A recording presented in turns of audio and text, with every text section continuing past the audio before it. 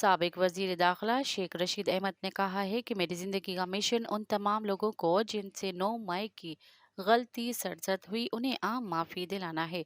समाजी राब्ते की website x पर जारी करदा ट्वीट में उन्होंने कहा कि मैं सारी कौम का मशकूर हूँ जिनकी दुआओं से मुझे रिहाई नसीब हुई। नहीं मालूम मैंने चिल्ला किस जगह पर काटा, लेकिन इस दौरान मुझे किसी किस्म की कोई तकलीफ नहीं पहुंचाई गई। शेख रशीद का कहना था कि अब मेरी जिंदगी का मिशन उन तमाम लोगों को जो रूपोश हैं या छुपे हुए हैं या जिनसे 9 मई की गलती सरजद हो गई है या जो कि बेगुनाह जेलों में हैं, उनको आम माफ़ी दिलाना है। मज़ीद ख़बरनि ऐं तफ़सीलात लाइ विज़िट कयो असांजी वेबसाइट www.awamiNewsHD.com ऐं ॾिसंदा रहो अवामी न्यूज़ HD।